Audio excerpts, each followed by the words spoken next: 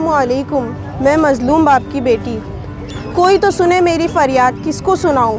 मेरे बाबा ही मेरे सब कुछ हैं, अगर वो ना रहे तो हम सब और हमारा ख़ानदान भी नहीं रहेगा। सारी ज़िंदगी एक ही इदारे जो कि पीआई है उसमें गुजार दी। इसी वसीले से हमारा घर पूरा ख़ानदान चल रहा था, अब नौकरी से बाहर कर दिया। अब हम कहाँ जाएं?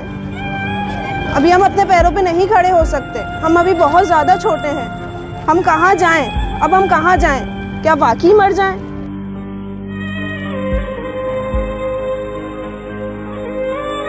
अस्सलामुअलैकुम। पीआईए के सरबरा, मेहरबानी करके आप इधर ख्याल करें, इतनी परेशानियाँ ना दें ताकि बंदों के अटैक पड़ जाएं। आपको खुद सोचना चाहिए कि आपका दिल कितना पक्का हो गया है कि आप किसी की तरफ नज़र भी उठा के नहीं देख रहे। आपको चाहिए कि आप इनके बच्चों का ख्याल करें और मेहरबानी करके हाथ जोड़ के कह रहे हैं कि इनके ऊपर रहम और करम करें। आपका दिल में अगर ज़रा भी रहम है तो आप इस बात को अंजाम करें और ऐसा नहीं करें जिससे कि इनकी तकलीफ़ हो, इनके बच्चों को तकलीफ़ हो, इनके चूल्हे बंद हो जाएं। तो लिहाजा आप कैसे कर सकते हैं ऐसा? आपके दिल में तो खुदा का खौफ होना चाहिए। अस्सलाम वालेकुम। रिफत यास्मीन साहिबा, अगर आप तक मेरी आवाज़ पहुंच रही है तो प्लीज़ हमारी मदद करें, अपनी सिफारिश लगाएं, मेरे शौहर की नौकरी को बहाल करवाएं, मेरे मासूम बच्चों पर रहम करें। मेरी आपसे बहुत दरख्वास्त है। मेरी गुजारिश ये है कि पीआईए में जो निकाले जा रहे हैं जाली डिग्रियों में, आज से तकरीबन 10 साल पहले ये भी दोबारा इशू उठा गया था।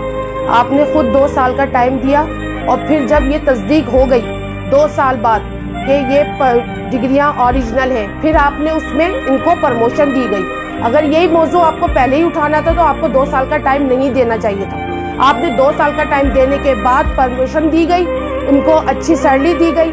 अब ये बताएं, जब आपने हमें अचानक दे दिया गया कि आप इस्तीफा दे दिया गया कि आप निकल जाए यहाँ से, अब ये बताएं हम बच्चों को लेके कहाँ जाएं? किराए का घर है, बच्चे पढ़ते हैं, 4 बच्चे हैं हमारे, और भी एम्प्लॉइज हैं, उनके कितने बच्चे होंगे? आप ये बताएं कि हम किस तरह गुजारा करें। 1 महीना भी हुआ है शुरू तो आपने सैलरी बंद कर दी, अभी 1 महीना नहीं गुजर रहा हमारा, आगे किस तरह जिंदगी गुजरेगी? हम बच्चों के क्या रोडों में लाके बिठा दें? स्कूलों में जाते रहेंगे?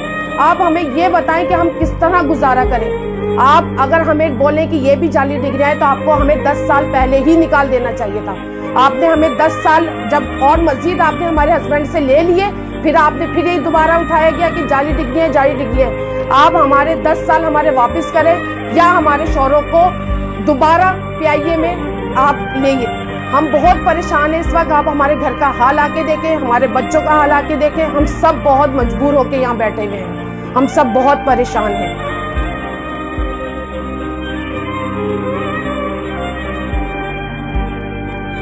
मेरे पीएम साहब और पीआईए के मालकान, हम बच्चे आपके इदारे पीआईए में एक मजदूर के हैं। हम कोई बड़ी पोस्ट पे काम करने वाले नहीं।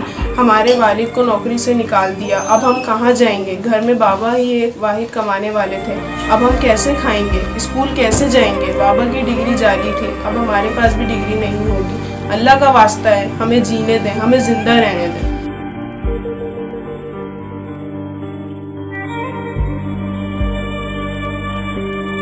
अस्सलाम वालेकुम। हमने अपनी सारी उम्र ये सुना है कि पीआईए हमारी माँ है और हमारी मामा ने पीआईए को अपनी सारी ज़िंदगी दे दी है। और भी कुछ ऐसे लोग हैं जिन्होंने अपनी ज़िंदगी के 10 साल, 20 साल, 30 साल और 40 साल भी पीआईए को दिए। अब आप बताएं, अगर उन्हें इस उम्र में जॉब से निकालेंगे, कहाँ जाएंगे? कौन देगा उन्हें जॉब? हम तो सड़क पर आ जाएंगे। अस्सलामुअलैकुम। आप सबसे हमारी हाथ जोड़कर इल्तिजा है। हमारी मामा ने 25 साल पहले पीआईए को ज्वाइन किया था, अब आपने इनकी नौकरी ले ली। अब इस उम्र में इनको कौन सा इदारा नौकरी देगा? आंटी रिफत यास्मीन की वीडियो देखी। आंटी आप हमारी मामा की हेल्प करें प्लीज़, प्लीज़। आप सब कुछ कर सकती हैं, प्लीज़ रिफत आंटी।